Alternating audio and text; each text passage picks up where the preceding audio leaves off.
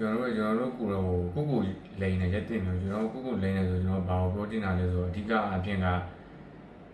ါဒါမလုပ်နိုင်ပါဘူး။ငါဒါကိုမလုပ်နိုင်ပါဘူး။ငါဒီလိုမျိုးမဖြစ်လာနိုင်ပါဘူး။ငါဒီလိုမလုပ်နိုင်ဘူးဆိုတာဒီလိုအကြောင်းရဒီလိုအကြောင်းရ reason ပေါ့ဗျာ။အဲ့ဒီ reason ကျွန်တော်ပြောတင်တာအမျိုးဖြစ်နိုင်တယ်။ဒီမှာဒီကောင်ကပတ်စံရှိပြီးချမ်းသာတယ်ဆိုတာသူမိဘတွေပတ်စံရှိလို့ပါဒီကောင်ကချမ်းသာတဲ့အတိုင်းဝိုင်းလာတာ bla bla bla bla reason ပေါ့ဗျာ။အကြောင်းပြချက်တွေအလိမ်ညာတွေပေါ့ကျွန်တော်ထွင်ထားတဲ့အလိမ်ညာတွေပေါ့ဒါပေမဲ့နောက်ဆုံးကျွန်တော်တွေးကြည့်ရလဲသူ့မှာလည်းရှိတာအချိန်24နိုင်ရှိတယ်ဗျာကျွန်တော်တို့မှာလည်းရှိတာ24နိုင်အချိန်ရှိတာပဲကျွန်တော်အဲ့24နိုင်ကျွန်တော်ဘယ်လိုအသုံးချလဲပုံမူတည်ရဗျာအဲ့တော့ပတ်စံရှိတဲ့ကောင်က24နိုင်အချိန်မှာကျွန်တော်တို့လိုမျိုး24နိုင်လုံးဂိမ်းနိုင်ဆုံးနေတာတော့အချိန်ဖြုံးနေတာ doom scrolling လုပ်တော့လုံးချင်မှလည်းလုပ်နေမှာလေလုံးနေမှာမဟုတ်တော့မှာဒါပေမဲ့လုံးချင်မှလုပ်မှာလေဒါပေမဲ့အောင်မြင်ချမ်းသာတဲ့သူကကျွန်တော်အစိတ်တော့စဉ်းစားကြည့်ကြည့်ဗျာဒါပေမဲ့အောင်မြင်ပြီးချမ်းသာတဲ့သူဆိုဘယ်တော့မှအဲ့လို doom scrolling လုပ်တာရှိမှာရှိပါဘူးကျွန်တော်ပြောရမှားတယ်ဒါပေမဲ့ကိုယ့်ရဲ့ idea အနေရပေါ့အောင်မြင်ချမ်းသာတဲ့ကောင်ဆိုတာ24နဲ့အဖြစ်တော့အလုပ်ပဲလုပ်နေမှာပဲအလုပ်ပဲရှိနေသူ့မှာအလုပ်တရက်အလုပ်ပဲရှိနေတာပါဗျာကျွန်တော်တို့အားရနေမှာလည်းမဟုတ်ဘူးလေစဉ်းစားကြည့်တယ်အဲ့တော့ငါတို့နေ့စဉ်နေတိုင်းကောင်24နဲ့အချိန်ကငေါ့ဘာလုပ်အချိန်ကြီးဖြုံးနေတော့လုပ်တဲ့အရာတွေကျွန်တော်မလုပ်နောက်လုပ်တဲ့အရာတွေမလုပ်တဲ့အတွက်ကျွန်တော်တို့ရောက်တဲ့နေရာမရောက်လိုချင်တဲ့ result တွေလည်းမရလိုချင်တဲ့ result တွေကျွန်တော်မရတဲ့အတွက်ဘာဖြစ်လဲ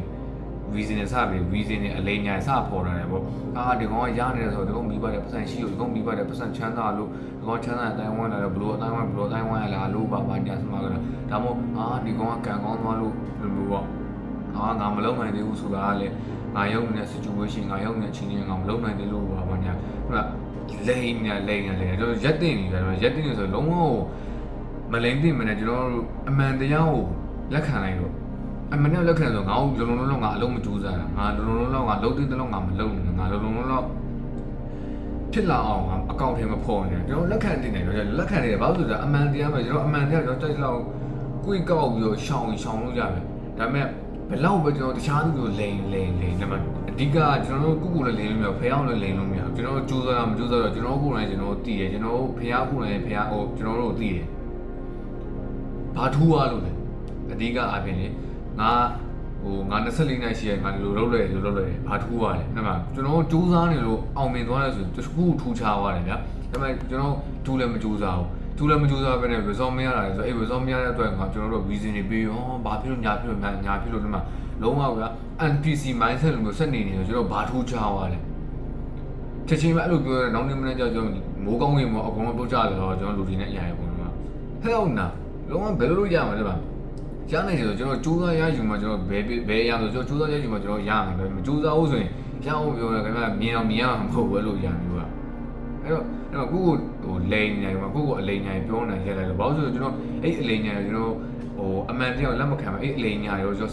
ဆက်လက်ခံမှာဆိုကျွန်တော်ဘဝကိုကျွန်တော်နောင်တနေနေအောင်နေတော့မယ်ပြင်ကျွန်တော်ဘဝကိုကျွန်တော်တို့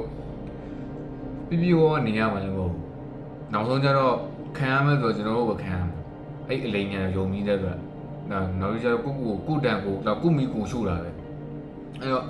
အမှန်တရားကိုလက်ခံလိုက်တယ်အမှန်တရားကိုလက်ခံတယ်ဆိုတာကလည်းငါလိုမျိုးမအောင်မြင်တာငါရောက်တဲ့ညငါမရောက်နေဘူးဆိုတာငါတေးကြမကြိုးစားလို့ဒီမှာငါဒီတိုင်းမကြိုးစားငါတေးကြမလို့ငါကနာမလို့ငါဒါမှမဟုတ် consistent မရှိလို့ discipline မရှိလို့ဒါမှမဟုတ်ငါအရင်မလုပ်ချင်လို့ဘာမှတခြားဒီမှာကိုယ်စိတ်ထဲမှာကိုသိပြီးသားဗျာငါလုပ်နေတဲ့အရာဘယ်အရာမှာလိုနေဆိုကျွန်တော်သိပြီးသား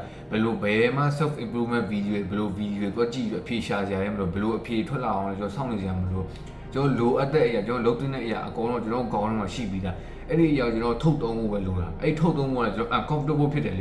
ေဒါပေမဲ့ကောင်းမှုတဲ့အရာတွေဘယ်တော့မှ comfortable ဖြစ်တဲ့အရာလာဘူးလေ uncomfortable ဖြစ်တဲ့အရာပဲလာတာလေအဲ့မှာကျွန်တော် uncomfortable ဖြစ်တဲ့အရာတို့ခံစားမှာ comfortable ဖြစ်တဲ့အရာကျွန်တော်ကတန်ဖိုးထားတတ်မှာပတ်စံဆိုပတ်စံမရှိမှကျွန်တော်ပတ်စံကိုတန်ဖိုးထားတတ်မှာလေပတ်စံရှိရင်လို့ရှိရင်ပတ်စံရှိပြီးတန်ဖိုးမထားတဲ့ကောင်တွေမှာအများကြီးလေအဲ့တော့ stop fucking lying to yourself okay stop saying lying stuff to yourself ကိုအလိမ်ညာပြောနေကြတယ်ဘာလို့ကျွန်တော်တို့အမြင်ကျွန်တော်မလိမ်တဲ့ဘူးအမှန်တရားအမှန်တိုင်းလက်ခံအဲ့အမှန်တရားကျွန်တော်မကြိုက်လို့ပြောင်းလဲအဲ့မှာစူးစမ်းပြီးပြောင်းလဲဘယ်သူမှ reason ပဲဘယ်အကြောင်းပဲထဲမှာလည်းဘယ်သူမှလည်းအပြည့်ပြောစရာမလိုနောက်ဆုံးကျအပြည့်ရှိတာကျွန်တော်ကိုယ်နိုင်ပဲလုံးမကြိုးစားလို့ okay အဲ့တော့ thank you for watching ဒီမှာကျွန်တော်ဒီစီကြည့်ပြတဲ့ thank you very much ကျေးဇူးများတင်ပါတယ်ဒီဗီဒီယိုထဲမှာလိုအပ်တာလေးဖြစ်အမားလေးပါတယ် comment ထဲမှာဖြည့်ပေးခဲ့ပါဒီမှာကိုယ့်အထင်မြင်လေး share လို့ comment ထဲမှာဖြည့်ပေးခဲ့ပါကျွန်တော်အားလုံး appreciate လုပ်ပါတယ် တော့ stop lying to yourself okay and get to it okay see you next time peace out